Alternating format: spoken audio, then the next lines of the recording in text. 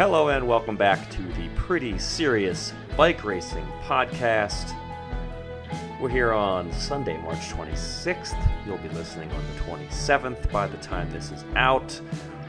We're here to talk about an extremely busy docket of racing. We've had some classics racing. We had some stage racing in Catalunya.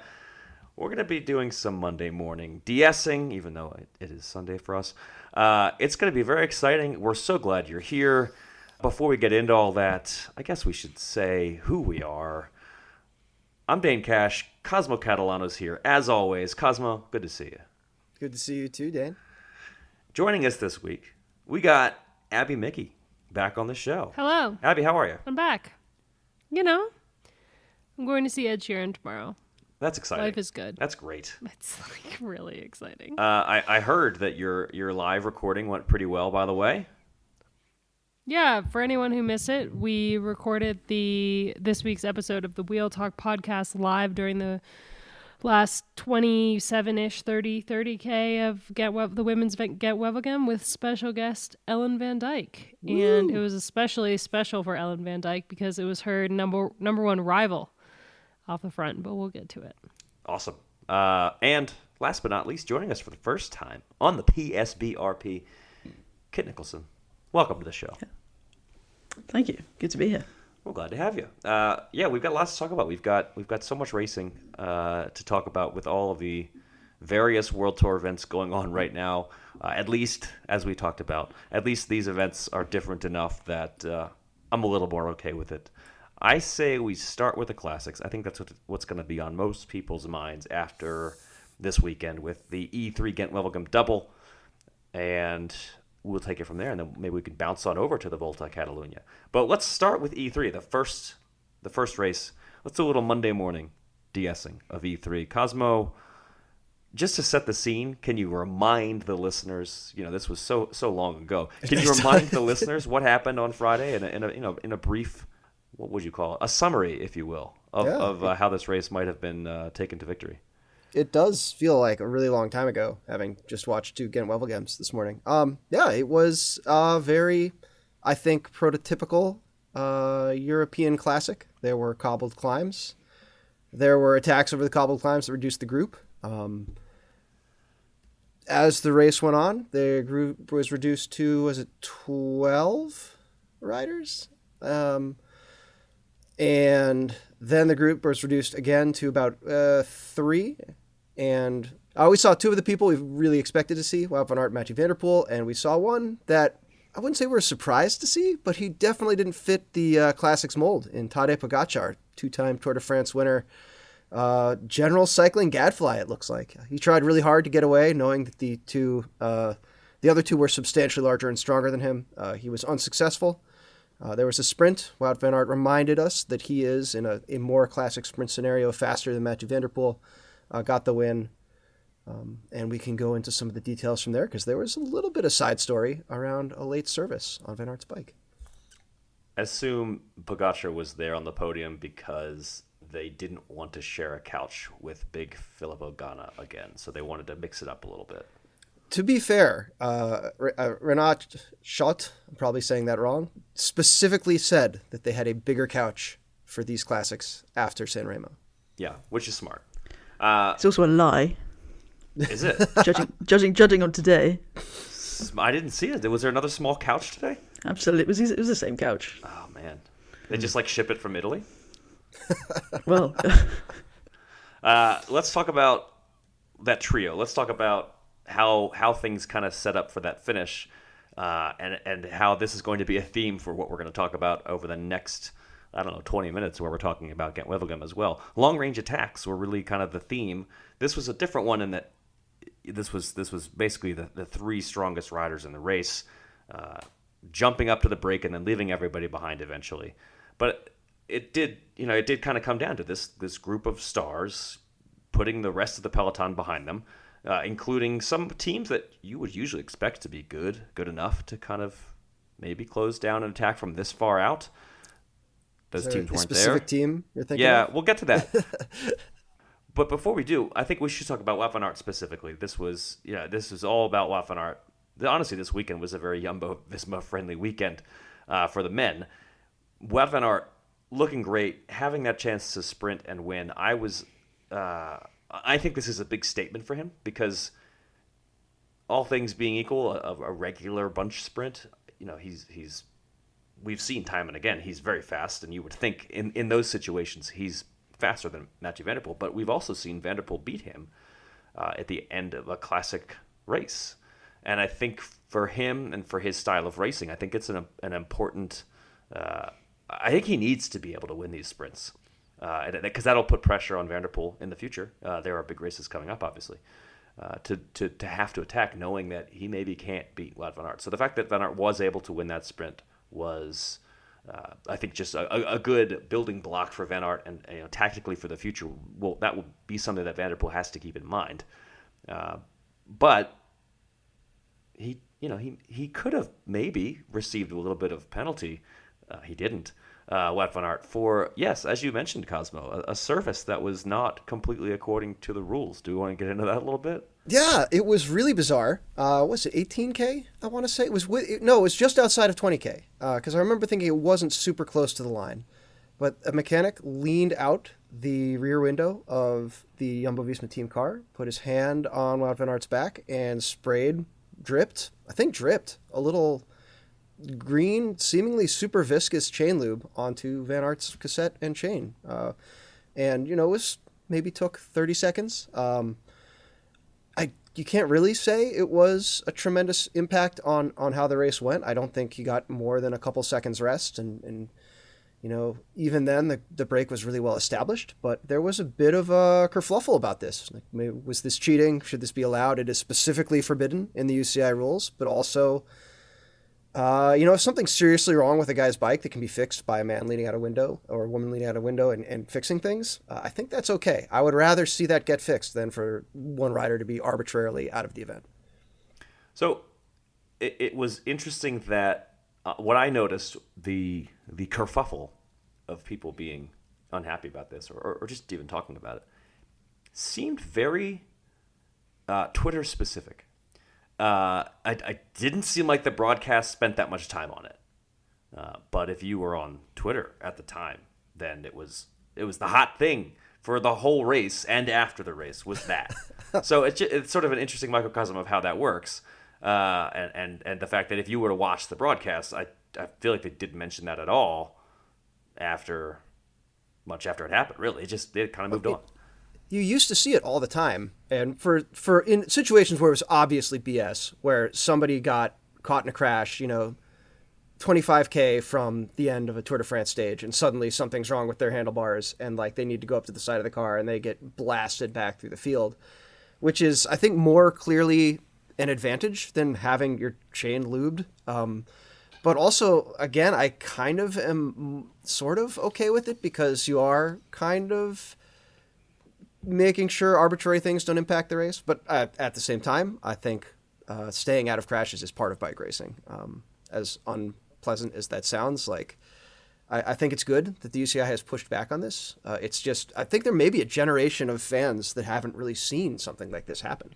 And that might have been part of what the bubble is about. I don't know. I feel like there'd have been more furore if there'd been, if Van Aert's chain had flown off in the sprint, it'd have been, we didn't get to see them compete for the win. We didn't get the equal pegging that you might have wanted. And I think, we've all ridden on roads when the weather's changing, it's wet and it's dry, and the chain does dry out. And I remember it happening to me, and just it feels awful, and you feel like it's about to fall apart. And that would have been a really, really rubbish way to end that. The three best riders in the race going for the win, and they all were there at the very end. And if the chain had been an issue, that would have been a bigger issue on Twitter, I would like to think. It's just petty otherwise. Okay, so the UCI rules on the subject, you got to kind of bounce around in the rules because the UCI rules are laid out somewhat confusingly. Basically, you can't get help from a car, technical help, mechanical help, while moving. That is no longer something that you're allowed to do. I mean, I feel like people do it a fair bit. They do it less than they used to. It's not allowed. There's a specific sentence even. The greasing of chains from a moving vehicle shall be forbidden. On top of the rest of the whole thing, which is that any kind of assistance and mechanical check is only allowed at the rear of his bunch and when stationary is what the rules say. All right, and then the penalty for doing these things is that the rider is fined money, Swiss francs, and UCI points, and, quote, elimination or disqualification. And the driver and the sport director also get penalized with fines and exclusion. So, not allowed, explicitly not allowed. And there is an explicit penalty for what happens, which is the nth time where there's a UCI rule that actually, it's pretty clear. The rule is, I mean, it's not allowed. It's simple as that. I think the problem is that so many people do it. The UCI doesn't enforce it. And at that point, it's just like, okay, why is it a rule? If you don't enforce it when it happens blatantly on camera, then maybe it shouldn't be a rule, or you need a different penalty. Because I think the UCI doesn't want to enforce this because they don't want to kick the winning rider out of the race. But if that's the case, then don't have the rule, or at least don't have that specific punishment. Fine him only, but don't just ignore your rules. I think that's the problem. I feel like this is such a tiny step away from getting bottles from the car. I mean, when you see, particularly on climbing stages or towards the back of a peloton, or if it's a peloton that's disintegrating and it's turning into the gruppetto, you get the 8-second or whatever it is sticky bottle when they are holding onto the car or they're holding onto a gel. It's so close. So there's I don't know. I think, is that a grey area, or is that because that's still assistance, isn't it? And I mean, I might argue that if the bike isn't working, that's not the rider's problem, but the rider's problem is their nutrition and their drinking. So it's, I don't know, they're so, I feel like one or the other. Maybe the issue really is the person hanging out of the car, and that's a safety issue, and that's what makes sense. I think that's a major part of it. Yeah, is they don't want mechanics hanging out the car, doing all the wild things that they do, the very impressive things that they do, which you watch on TV and you say, "Wow, that's really cool." I don't think they want them doing that because they don't want them. That's fair enough. In danger. And then there's the this sort of aspect of you can get help. You just need to stop, and that's exactly what he didn't do. And that's why people were unhappy with the fact that he just blatantly disregarded the rules, and there were no consequences. Again, if you're going to have the rule, just can you enforce it? Okay. If no, then don't have the rule or change the rule. This is actually I don't want to say it's well written, but it's clear enough. There's so many rules that are not clear. They're horribly written. This is clear enough. This is incredibly clear for a UCI rule. They just this don't. So that's the problem. I personally would not have liked to see Wout van Aert be disqualified for this. I would prefer the rule to just be different in some way. So I get why they don't want to do it, but also don't have the rule. And it's just over and over again. We have these conversations. In any case, they didn't do anything. Wout van Aert is officially your winner. And he officially sprinted very quickly. That's, I think, the big story is, at the end of the day, it was Wout van Aert, Mathieu van der Poel, Tadej Pogacar. And Van Aert came out on top 1 week and 2 days before the Tour of Flanders, which is the big goal for all of these riders. We could talk a little bit more about what Van Aert was able to achieve 2 days later in a moment. But I think we should just point out, at the end of the day, he won this race ahead of these two riders. Big step for him. Meanwhile, where was Quick-Step?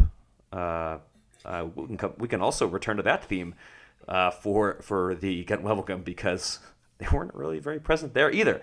I don't know what's going on with them. Why are they suddenly not Classics powerhouse? It's the opposite of winning breeds winning. Losing breeds losing. Except that I think they are now top. Well, they're definitely top 3 in the most winning. I'm not going to use that phrase that too many people use.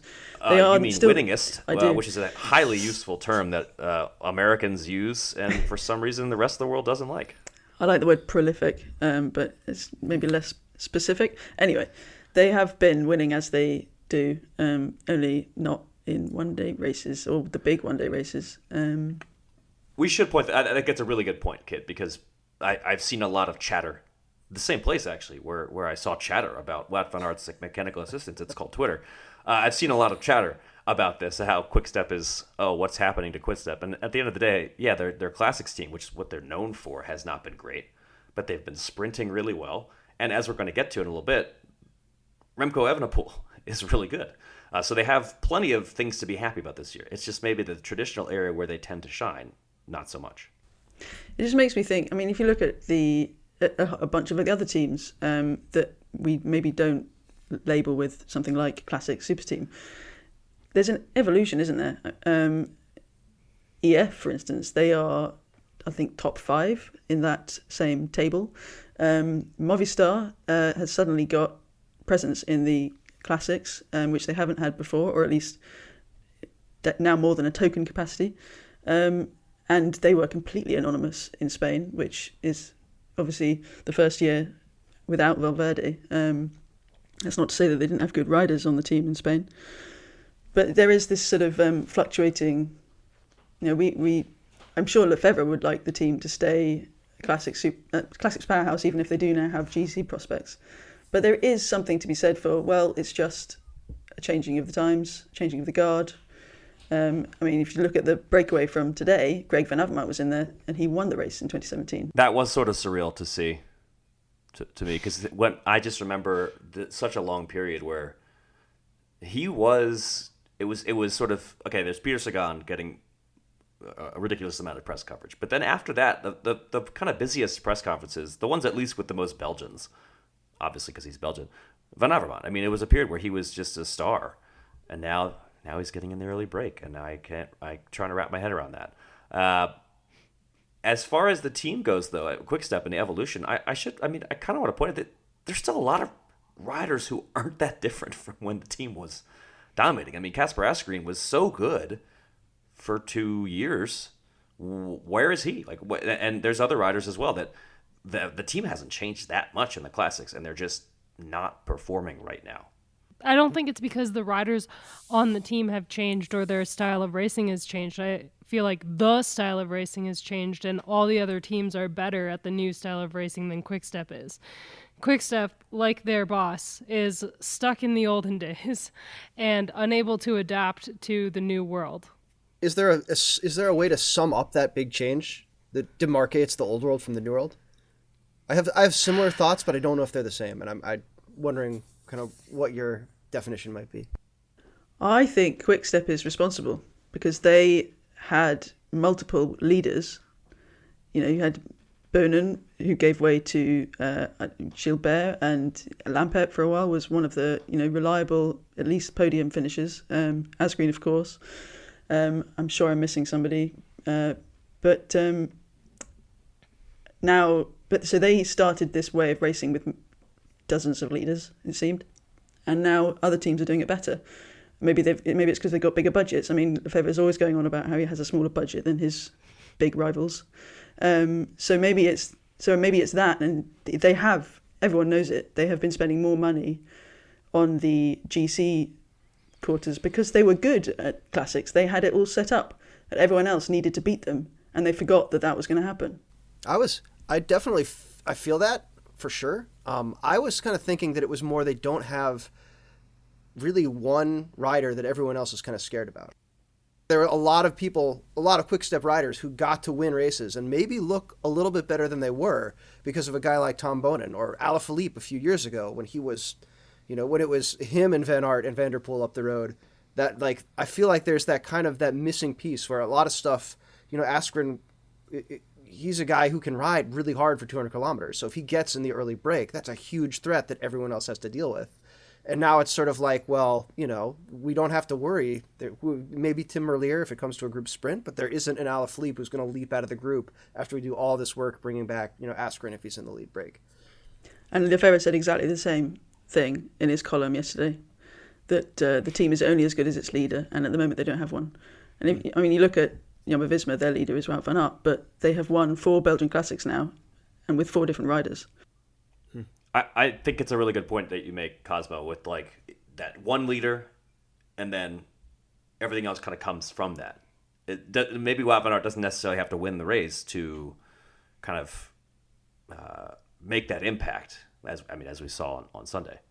I guess that means Casper Asgreen just needs to be better because he's the guy. There's really, to me, that's the obvious one to be the leader right now. He's the one that's won the Tour of Flanders. I mean, he's the one who has done the most recently, and I don't know what else the answer is for that. I think he might be coming back from injury still. I think he had a really bad knee injury, and they've had stomach bugs in the team. Tim de Klerk missed a couple of races, and he's obviously quite important. Mm-hmm. And Julian Alaphilippe started E3 with a stomach bug, which Lefebvre was not happy about when he found out. Anyway, imagine like having a stomach bug, and your boss is mad at you for having a stomach bug. That just doesn't sound fun. On the same day, he was bragging about his lunch, by the way. Right. He was. Yeah, that was the best part about his E3. I hope he was at a very good restaurant today. Sorry, carry on. Movistar, as you pointed out, suddenly getting classics results with an American, no less, Matteo Jorgensen. That's exciting. Not the only American, by the way, to land in the top 5 in a classic this weekend. Very exciting. We can talk about that in a second. What do we think of that? Is that just kind of picking up the scraps that were left from the people who really, really cared about the race and maybe others didn't care as much for 4th and 5th? Or is Matteo Jorgensen actually a guy who can keep this up? Wasn't he in the breakaway at Paris-Roubaix on the really grotty year? And he really enjoyed himself, even though he described it as having spent several hours eating shit. Yes, he was in the breakaway. He apparently inhaled some animal waste that year, and he's still out there racing classics. He's also very much on form this year. He took a flyer earlier in the race, actually may have been the last major attack before Pogacar and Van Aert and Van der Poel really showed their cards. And it reminded me a lot, actually, of Juan Antonio Flecha, just kind of taking that probing early racing attack and trying to get free. And I thought it was cool how he and Movistar really kind of reassembled in the ashes of that escape to execute a coherent race plan and take 4th. Like, I think there are still people fighting for 14th in these races, let alone 4th. So I think it's a solid win, solid finish. Speaking of the sort of second-ish placings and beyond, what do we think of Pogacar's effort, and what does it mean for Flanders for him? Whereas Wout van Aert was slightly uncomfortable in the climbs, Pogacar obviously wasn't. But with E3, there's the long flat run into the finish, and that's the same case at Tour of Flanders, and it's the same case at Milan-San Remo. So he's going to have to do something really special really early, and he probably can't do that because he's Pogacar. He's too marked. I think everybody's going to be watching him again, yeah, and he's going to be marked by riders who are really strong on this terrain. What about Van der Poel? We think he's going to do well at Flanders. I mean, because I think the question obviously is Wout van Aert or Mathieu van der Poel at Flanders. Those are going to be the two favorites going in, and I still don't really know who I think is more likely to win. But we definitely got a glimpse of maybe Van Aert, the sort of the game plan. What could be the game plan? Follow Mathieu. It'll be Wout van Aert, Mathieu van der Poel, or one of Wout van Aert's teammates. Which I think is he has the leg up in that department, and we've seen that over and over again. That Jumbo has the team firepower, and they did a really great job, by the way, building that classic squad back up, because there was a period of several years where they didn't have a lot of depth in their classic squad, and then they just went out and picked up Christophe Laporte and Tish Benoot, and let's get some riders and make ourselves a good classics team, and it worked, which doesn't always work, so good for them for doing that. How do we feel about Mathieu van der Poel? I thought he was doing a lot of talking. I thought there was a lot of just like of the conversation that was going on in that lead trio. A lot of it seemed to be between Van der Poel and Pogacar, and it just seemed like a surprising amount of. I'm sure there wasn't that much energy in terms of calories, but just in terms of like you're doing a bike race, you're trying to figure out how you're going to win in this finale, and you're kind of jawing with people in the break. Like it seems like maybe you're not totally dialed into what you need to be dialed into for peak performance. I will say some of Pogacar's attacks were like pretty punchy. There was one where he sort of dove between a curve right after Van der Poel did a long pull, and it was definitely bike racing. It was fine, but it was also like he's definitely trying to win this race. He's not attacking for show so he can be like, oh well, I tried. Like he wants to get away, and he's going to use everything he can find in the absence of these hills. In the absence of hills, curbs are the next best option for him. But I thought it was very Pogacar. Guy wants to win. Guy likes riding bikes. So. I'm not sure it really answers your question, Dane, but on Mathieu van der Poel, the way that he sprinted for the line on Friday reminded me of when he was up against Biniam Girmay on, I think, stage 10 at the Giro last year, when he clearly put absolutely everything into it and he couldn't keep going and his head dropped and he conceded the sprint. So he really did go all in. And I'm not sure what that means necessarily, besides he also wanted it and he wasn't holding anything back. But it was, it just went to show maybe that's the answer, is that Wout van Aert's just really bloody strong at the moment. One, I'm really glad that you brought that up, because I had a sense of deja vu watching it, and I couldn't remember where it was that I saw Van der Poel do that, sort of conceding at the end of a sprint where he just couldn't go anymore. So I'm glad that you've now said that's what it was. I do think it showed both that, they were both going for it a lot. This is a race that mattered to them. So I think one reason we wanted to talk so much about this race is that both editions of Gent-Wevelgem, men's and women's races, were kind of decided from a little ways out.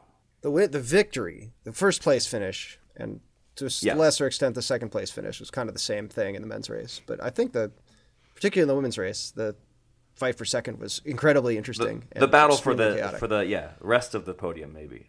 But in general, these were races that were decided by very long range attacks, smaller than we saw at E3. It was just two or one riders, and they got clear, and really there was no bringing them back. So honestly, I don't really know how much more there is to say about Gent-Wevelgem, because we've been talking about the firepower of Jumbo-Visma already for the podcast, and that's basically what was the deciding factor in this race.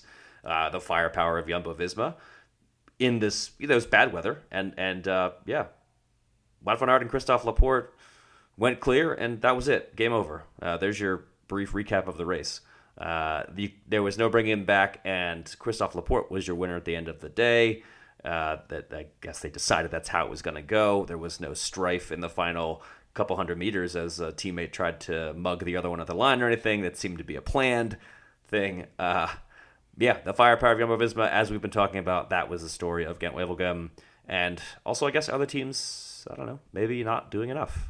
Yeah, I love that, like, new world, old world distinction you came up with, Abby. I'm just trying to find like something I can hook onto from a data point of view. But it really feels like there's been a vibe shift, and kind of like after that vibe shift, how do you watch three Jumbo riders like go up to the front of the race, coming into the Kemmelberg, like the biggest, longest climb of the race, like notorious, and it's just no one challenges. It wasn't like it was shoulder to shoulder on that last corner. It was really, there was a line of Jumbo-Visma riders. There was a kind of line of FDJ riders taking a bad line into the corner. I think Stefan Kung maybe crashed or slid out or bumped the barriers, which obviously didn't help the pursuit. But a third of the way up the climb, it is 1,000% evident that, like, Van Aert is going clear. Laporte is right there. And I think it was Mads Pedersen just kind of, like, sort of rode hard, sort of eased off. At one point you had Caleb Ewan, who is a great rider, but not the person you expect to be trying to close down a gap to two guys who have gotten away to win races before. It just seemed like a total brain fart in every other team car in the race. And maybe just everyone was that tired and that cold, but it was so obvious that it was happening, and you could see it from the chopper. And I just remember I was in the car looking at my phone, like screaming, like, what is going on? Like, somebody has to be there for that. And I think Ineos has had some crashes earlier too, right? Like, I think Ghana and I think Kwiatkowski, who's actually really sharp about getting the team org. He's kind of their road captain now. They had both gone down, but it's still like they're bright yellow kits in Belgium on a muddy day. Like, there's just no way to miss it. So I was a little bit beside myself when that whole thing went down. I think what we had already talked about for E3 is pretty applicable here. If you look at the start list, there is no Mathieu van der Poel in this race, and there's no Pogacar, and that means that of the sort of the powerful big three riders of the classics right now in this moment, that leaves just Wout van Aert, in the past, you would have expected Quick-Step to be the big team that would step up and try to control the race. And they're not doing it. And I think without them, without Van der Poel to challenge, everybody else basically, I'm thinking, just says, yeah, okay. Have fun, because I don't want to be the one trying to chase Wout van Aert, because that's not going to happen. And I think it's just, if you look at the start list, it's just without a Van der Poel and apparently without Quick-Step being that powerhouse squad, nobody really wants to take up that role. That's not a fun role to try to chase down those moves. And so I think it was just sort of yeah, no thanks. I'll let somebody else do it. And then nobody did it. What's ridiculous, though, is you look at the Soudal Quick-Step lineup. Yeah. And you've got Tim Merlier and Fabio Jakobsen. And you've got the tractor, Tim de Klerk, Florian Seneschal, French champion, Bert van Lerberger, who is always on the front, Casper Asgreen, as we mentioned already, and Yves Lampert, who has had a reasonable week, even if he was the highest finisher at 16th on Friday for the team. So they really should, a couple of years ago, that would have been, everyone else would have not bothered to show up, hardly. That's what we'd have been saying. But it was just confusing what they were doing today. Yes, Tim de Klerk was on the front for a lot of the first half, or at least the first, phases with the breakaway. But then you had a random attack from Fabio Jakobsen about 85 kilometres out. Tim Merlier and Bert van Lerberger got into the chase, but still, there was no real cohesion. It seemed like they were all racing as privateers. I feel like for at least you mentioned Mess Peterson and also Fabio Jakobsen, both of them tried to jump up into that. Well, Mess was successful, but Fabio also tried to jump up into the breakaway that was gone earlier in the race. That was maybe a really exciting moment to see two potentially pre-race favorites jump into a break of arguably a lot of people who were not going to win the race on Sunday.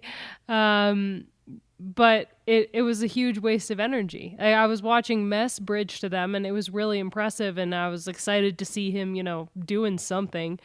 But then that energy that he used then could have easily been used to follow that move, because he was well positioned to follow that move with Wout and Laporte, and he didn't have the legs to follow it. And maybe if he hadn't bridged to a breakaway that was definitely going to get caught later in the race, he would have been able to. So that was a really weird moment. I think that maybe put Trek Segafredo on the back foot.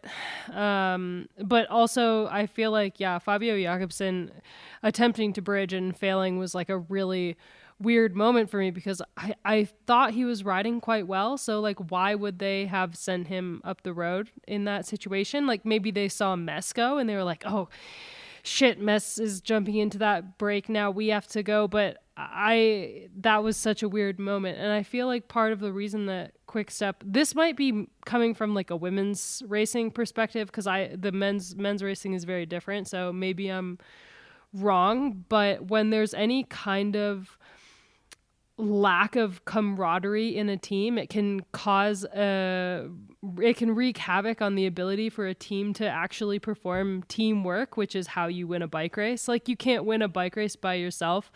The only reason that Wout van Aert would win a bike race is because he has a strong team behind him. He can't do it alone. And I think Soudal Quick-Step is full of strong riders, but to me, watching Fabio Jakobsen do a suicide move basically was like a signal that this team is not working well together, and until they figure out how to work well together and ride for each other, it doesn't matter how strong their roster is, they are not going to be able to win a classic. And I think that that's part of the reason why, going back in time to what we were talking about earlier, because I couldn't formulate thoughts to say it when we were talking about this. I think that the reason that Jumbo-Visma is so much better than them is because they ride together as a team. They don't care who wins as long as it's a Jumbo-Visma rider, and we saw that today when Wout handed the victory of Gent-Wevelgem over to his teammate, which is arguably nuts because Gent-Wevelgem is a huge race, and for him to gift the win to his teammate is pretty crazy. But that's what teammates do, and Soudal Quick-Step is not in that mindset. A couple of points to pick up there. I mean, it's very, very well worth noting that this was Jakobsen and Merlier's first race together, and Jakobsen was a late call-up. So today, a very odd time to do it, but today was an experiment at Gent-Wevelgem for Soudal Quickstep. I would imagine that Jakobsen won't be called up for Tour of Flanders, and that would be where Merlier might go instead. But it was an odd time to try and do that, and it was very clear, like you say. I mean, it was just what was happening. And on the gift, and that I can't claim to have come up with this myself, but there's an idea that it was almost a business proposition, in a way. In that Wout van Aert has obviously targeted Tour of Flanders and or Paris-Roubaix. And it's not to say that Laporte not winning today would have meant he'd have worked any less hard at Flanders or Roubaix. But if we go back to that winning breeds winning mentality, Laporte is going to be flying really high psychologically and physically. So to have a win under his belt, his first classic win, and to have the memory of that, teamwork that you have towards the finale today, that's only going to be a good thing for Wout van Aert in the coming weeks. He's just got to hope he's going to win something. But he wins a lot anyway, so I don't think it's really going to matter. Teams always do better when they win together. If you're winning together, I mean, it's a team sport. Have you noticed how Wout van Aert smiles only when he's winning with a teammate? And he comes over the line and he's just won a sprint, or he's the only one from the group, or he's the only Jumbo-Visma rider in the top three. He does this very powerful sort of arms wide, and this very kind of fixed satisfaction on his face. But when he's with a teammate, like today, at the last kilometre, it was very, I don't know, sweet? Is that a good word? Not really. But there was this real joy, wasn't there? I mean, the couch photo today was like adorable. Yeah. Like the two of them on the couch together, and Wout was just beaming like ear to ear. It was very different from the Milan San Remo couch. Definitely a more pleasant finish to a race to watch than his Jumbo-Visma teammate Primož Roglic, who doesn't really celebrate. We'll get to that in a bit. It's really important to stop your bike computer, though, at the end of a race. So I understand. It's so important. Real quick on Quickstep, and then we can move on from this. They used to be the team that was all about winning together, and they did a really good job of it for a few years. They, had that whole. They still have the whole marketing push of being the wolf pack. And something, however, something has happened where they're unable to do it, I guess, right now. And something tells me that like their boss shouting about how bad they are publicly is not going to make that any better. So. Oh, I was going to bring that up, but then I was like, I don't want to be the one to bring that I'll up. bring it up. I do think that it's not helping. I don't think it's a constructive way to try to marshal your crew of riders into performing better, but what do I know? I don't run that team. Is the whole team haunted by E3 when Ian Stannard stole it from three of them? Well, they've done so well since then. Like they had a period where they kind of bounced I know, back, it's right? tenuous, but still it's funny. Yeah. All right, we've talked a fair bit about how great Jumbo is, how bad Quickstep is, and what's going to happen next week in Flanders with Van der Poel and Pogačar. Let's jump over to the women's side, where another big long-range attack stuck, won the day. What happened?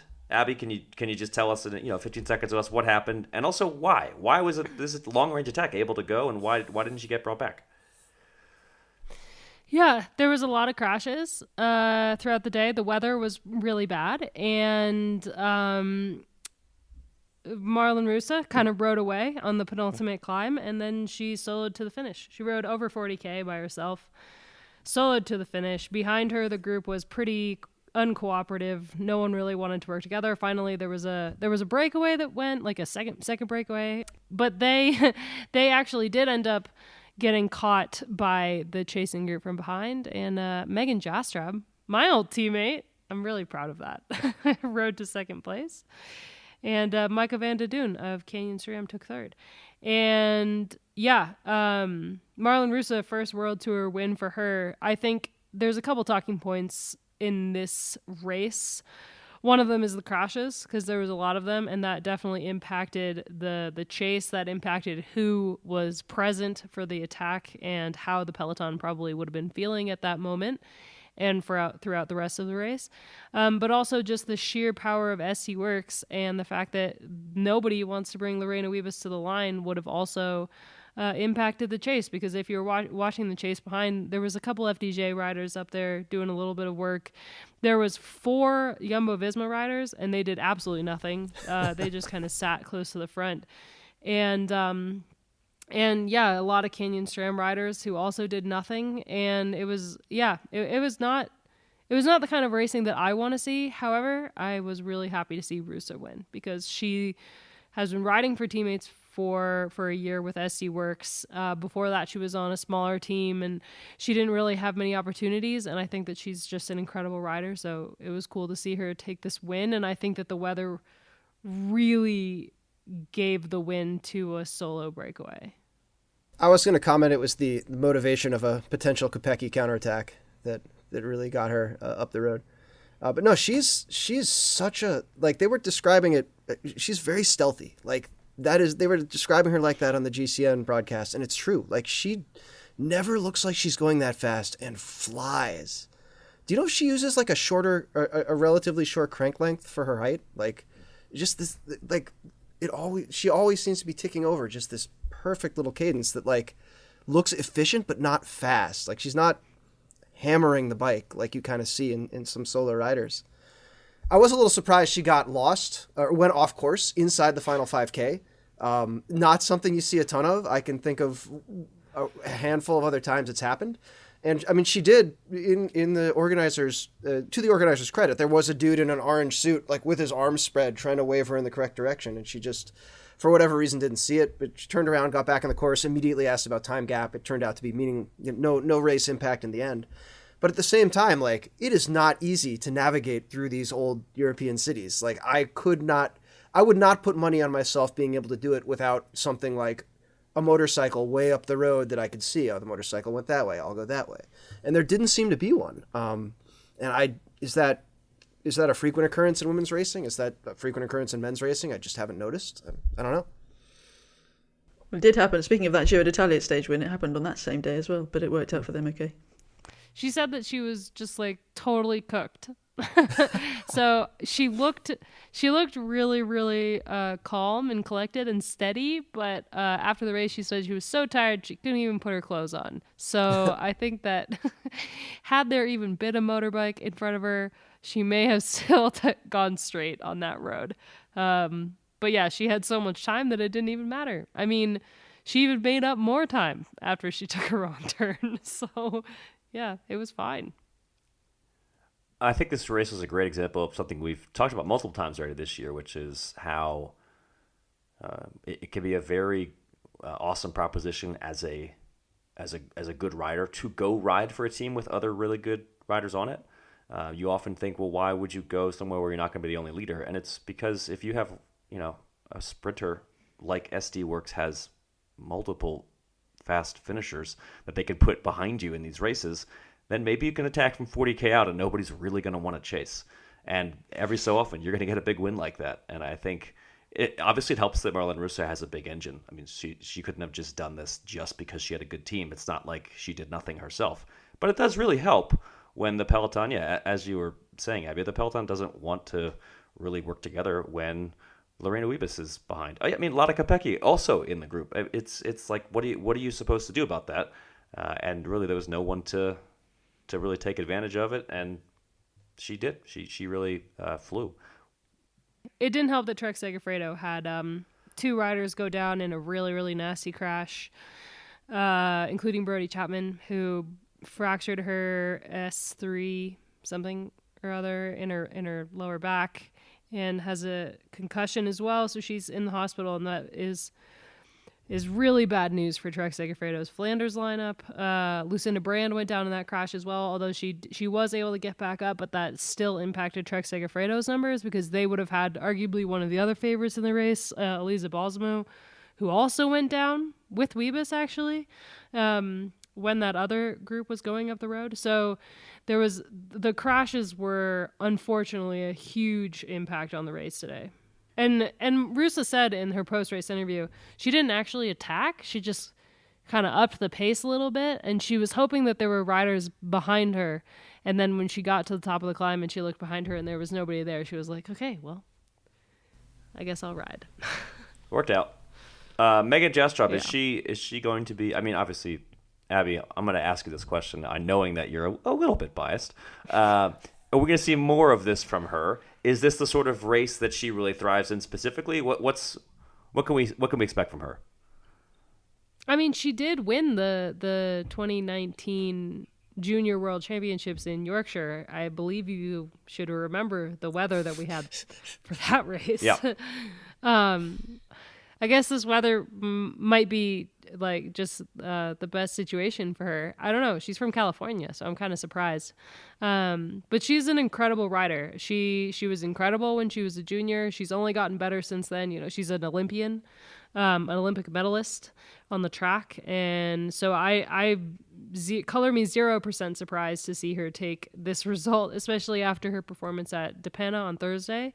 I don't know if she is a rider that we should look at yet for a race like Tour of Flanders. I think she has a little bit more learning to do, but I'm excited to see how she develops because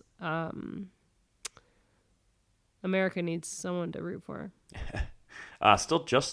She just turned 21 in January, which is wild. So I can only imagine she'll just continue She's been to get young better. For so long. Yeah, she has. That's a really good sign. She's been on the scene for a She while. will continue to be young for a little while longer as well. Yep. Any other talking points? I was just say the Weebus crash seemed completely unnecessary and weird. Really just kind of decided she needed to be one wheel further up, went a really risky way to get there, and lost her front wheel when the pavement turned into dirt. I think she's okay, it sounds like, but I thought it was really reflective of how SD works, even with the drama they had at Strade, how they operate, because two other riders from the team went down, and immediately they're like tending to Weebus on the side of the road, like making sure she's okay, versus trying to get back in the race. And granted, they were going to win the race, but at the same time, it wasn't like Weebus definitely caused that crash, as far as I could tell, anyway, and took out Kopecky, and nobody was like, there wasn't any coldness. It was like, oh my gosh, are you okay? Which I thought was really cool. That was Elena Cecchini that she took out. No. But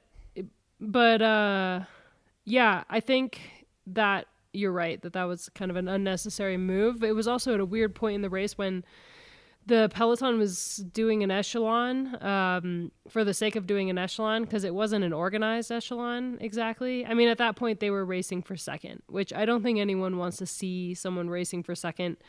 Actually, Kopecky said it best, that if she was a DS, she would have been telling her riders to attack or chase when Reusser got away in the very beginning, because as soon as she gets any time, she's gone. I mean, silver medalist at the World Championships behind Ellen and at the Olympics as well. So yeah, if you're going to let her ride up the road, then the race is over. But yeah, when that crash happened, it was such a weird moment in the race where we were watching them do echelons, I think, I don't know, for practicing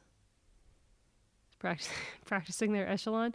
I was bummed to see the tactics of both Jumbo-Visma and Canyon SRAM, actually, because they had so many riders up in that move. And like, I feel like Ellen said this on Wheel Talk or something along these lines, that like, yeah, maybe you bring back Kopecky and then, or you bring back Marlen Reusser and then you have to sprint Weebus for the win. But she got away from so far out that if they'd organized a chase and they brought her back, it was still anyone's race to win. So that wasn't really an excuse until way later in the race. And even then, like, Weebus crashed. So literally anything can happen. I don't know. I feel like I walked away from this race and I was happy to see Marlen Reusser win, but I was equally disappointed in the rest of the peloton. The weather, I would imagine, makes it less pleasant to try to chase a doomed cause. Well, it was freezing cold. Yeah, it was really, really cold. I heard that, like, you could barely feel your handlebars. It was so cold. So I think that does, because like, you can't really eat. You forget to drink when it's that cold. So you get dehydrated really, really, really easily because you're too cold to drink. So I think it was just one of those races. And yeah. This is why I hope Flanders has nice weather. Yep. All right, let's move our conversation to the sunny Mediterranean coast, where Primož Roglic took the overall win today, Sunday, in Barcelona at the Volta Catalunya, ahead of Remco Evenepoel, who finally did beat him in a battle for a stage. I think it's okay that we're going to focus mostly on the classics this week, but we should at least talk a little bit about Remco Evenepoel's a really strong rider. And I'm very excited to see him going up against Roglic at the Giro, because we got a great preview of what that's going to look like. It's two really strong riders, and the Giro is going to have more time trials. And as good as Roglic is at time trials, Evenepoel is really good. So I think it's going to be a pretty closely matched, I hope, Giro d'Italia between those two riders and maybe some other people. And this was a great preview of that. Roglic this week at Catalunya, it was a close race, and yet to me it seemed like he just had it under control. And I think a part of that, we talked about this a little before we went on air. Remco Evenepoel, as strong as he is, wasn't making a lot of great tactical decisions, maybe. Kind of wasting energy all the time. Would that be an accurate, I don't know, a way of portraying that? Well, it was interesting. As you were saying that, I was just piecing it together in my head and realised that actually, I mean, first of all, it was Evenepoel's second win of the week this week, so he has actually bested Roglic. But as far as Roglic having it under control, Roglic didn't attack except for on the first stage. He took advantage of Evenepoel. So, yeah, although he did seem to black out on the stage to La Molina, where Evenepoel won by 2 seconds, he didn't have to do very much. He let Evenepoel do all the work. And if you counted up the number of kilometres that Evenepoel spent pulling at the front of the race, he probably had as much as the guy who spent the most kilometres in the breakaway.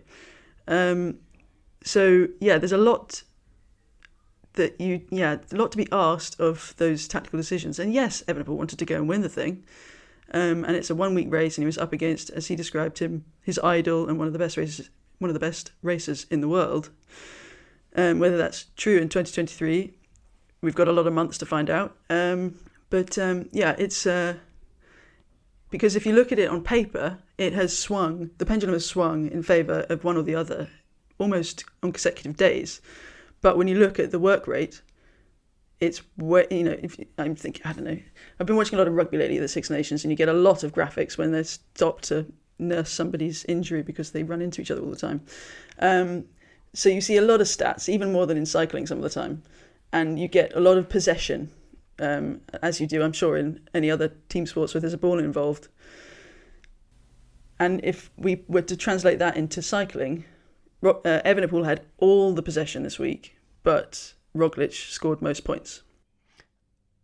It's sort of like you don't want to have, in that scenario, though, like you don't want to be on the front all day. You don't want to be pulling Roglic no, absolutely over not. and over and over and over again, which he seemed to be doing. And to me, it's a combination of Roglic really having that style dialed this year, because that's exactly what he did 2 weeks ago at Tirreno. And you have to think that Evenepoel, I imagine going into the Giro, I think he's gonna race the Giro a little bit differently.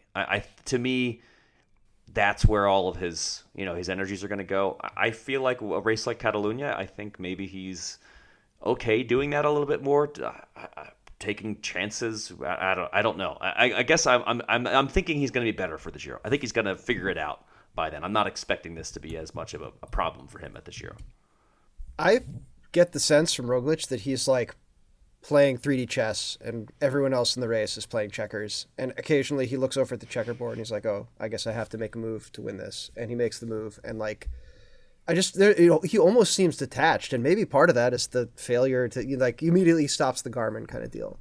Like I feel like he hasn't shown anything in terms of like going as hard as he can go. And I'm a little bit terrified about what's going to happen when he does. And that could just be, that's how he rides.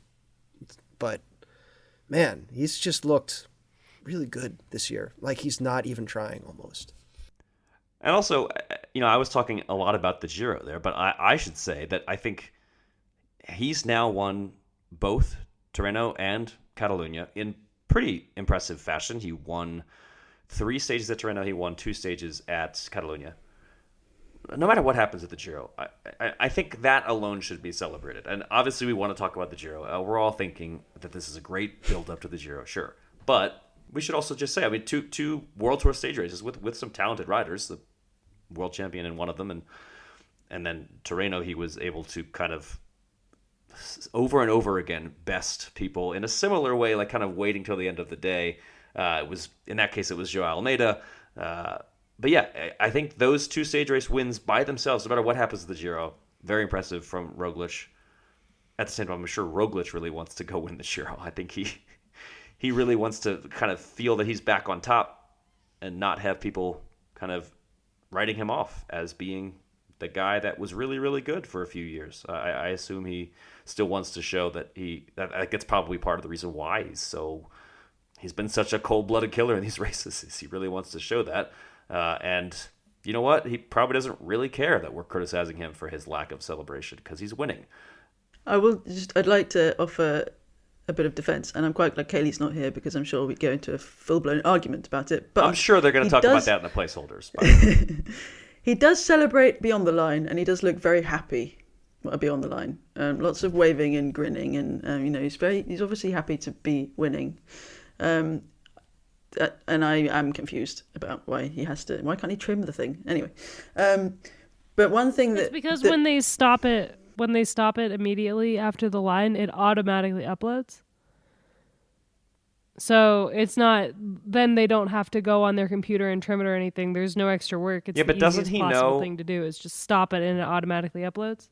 Doesn't he know how many editors of cycling websites are out there waiting for the finish line photo and how boring it is when there isn't one of celebration? He doesn't know, and he doesn't care because the know. easiest thing for him to do to get his file uploaded properly is just to stop it at the line. Probably also going straight to the computers of his team analysts, and with the Giro on the horizon, that stuff is important. And I don't know, I'm going to start sounding, well, I don't know what these things are, but normalized power and average power and max power and all that sort of thing, I don't really care about them, but they all do.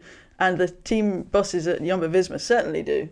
So that's probably got something to do with it. This goes back to again, he's in another dimension. If it is easier for him at the end of the race to remember to push the button than it is for him to take 3 minutes at some point after the race and trim his data. Like, if you ask me to do anything after a bike race, I'm like, yeah, I'll get to that. And I completely, nothing happens. I'm going to, lie down on the ground and be like, I want a banana and a warm Coca-Cola. Like, come on. So just that, I mean, you've got to be pretty cozy with your effort if you have that comfort of mind or that presence of mind. We've also seen him not handle his bike very well when he's trying to take his hands off the handlebars. There was that stage at the Dauphiné last year when he and Vingegaard came to the line together, and Vingegaard looked like he was guiding his son to the line with his hands off the bars because he was so ginger in doing it. He was just like, I'm not sure I want to take them both off, and it was so there might be, when he's sprinting to the line to try and win a stage, there's maybe a little bit of that. There's also, as we've seen this week, I mean, the winning margin was slim, and the maximum margin that Roglic had was 11 seconds, and it was during yesterday's stage because Evenepoel then stole the second back in the last intermediate sprint. So it might have come down to a second. So to keep going until the finish line and not celebrate, this doesn't excuse hitting the button, but it does excuse not sitting up and going, yay! It's an explanation. It doesn't mean it's okay, but it's an explanation. Yeah. It's a valid enough explanation, I guess. Again, I empathize with the people who are writing race reports and looking for photos to put up. So he doesn't care. He just doesn't care.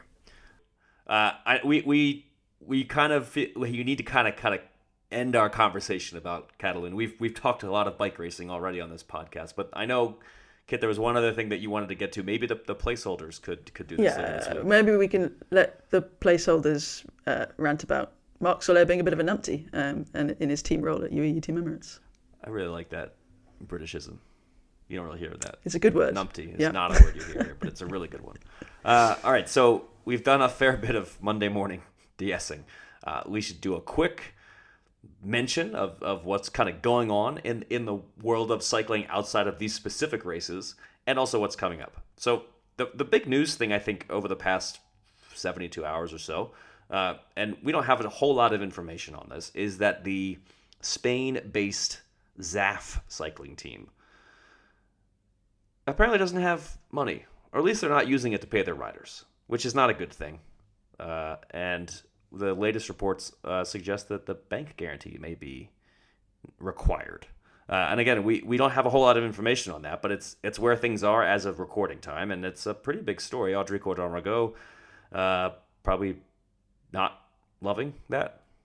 Audrey Cordon-Rago, the double French national champion, left Trek Segafredo, one of the most professional women's teams in the peloton, to join B&B Hotels women's team that was, I think, going to be called Paris 2024 or something along those lines, that folded, and then she took most of the riders who were going to be on that team to ZAF. So Audrey particularly, I think, is feeling really upset about the situation over at ZAF, but there have been rumors that Audrey confirmed that the team hasn't been paid for 3 months so far, and that it's possible they might need to tap into that bank guarantee. This is a team that existed before, but definitely there are some things coming out of the woodwork that are a little bit troubling, especially in this day and age when you would have thought that women's cycling in general had changed for the better.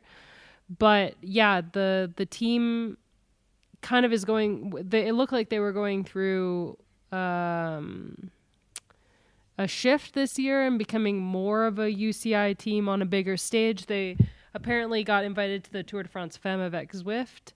So a huge race for a small team that no one has ever heard of before to be invited to. And now already it's March 26th. So we're 3 months into the season and not a single rider has been paid $1. There was some reporting on where they get their money. It's from a rich family that puts money into the team because they want the ZAF name to be associated with cycling. But now it looks like that money is not being used to pay the riders. ZAF name is getting cycling headlines, but probably not the ones they want. It kind of bums me out when the sort of like wealthy person who just wants to throw their money at cycling, when that doesn't work out, because I want more of those people. I want more wealthy people to throw their money at cycling. So this is a bummer. Do you? Because it's not a sustainable model at all. Get Olaf the second Tinkoff. they change their mind, then we're out of a team. Oh, I know, and they tend not to work out. And yet, is the other model sustainable, that we grab money from insert industry here that maybe we don't love? I don't really know that there is a sustainable model, so I'll take what I can get. Find a country with a national lottery. Well, say, look at all these other countries. Yeah, whose national lotteries have cycling teams. That's like the best they can do. It's like lottery is on the better end of what a sponsor could be when you look at. I don't know. It's not great. Well, it looks like the Spanish Cycling Federation is currently investigating the team, so there will definitely be more news coming out later on. But it's a huge bummer for Audrey, who's an incredible bike racer and has already had some good results this year. The ZAF team have already had some good results this year, although I've heard a lot of rumblings about very, very poor managing coming out of the team already, and a lot of stories that I do not want to hear in the year 2023, that you'd think that we were still in 2014, some of the stories that I've been hearing, which hopefully we'll go on the record at some point because we don't want this to happen again. But I believe the TCA is involved, so hopefully that will help. And there will definitely be more news, I think, in the upcoming months. But it's not a good situation. It's not anything you want to see from a team that has such strong riders on it. And I mean, for anybody in the peloton, really. All right, so we'll keep an eye on that, obviously. We'll keep you posted when we have more. we have a pretty big race coming up. My favorite race of the year is a week from recording time. And before that, there is Dwars-Vlaanderen, which is cool. That's fine. That's fun. And then you have they put both the Flanderns in the same week. That's how about that.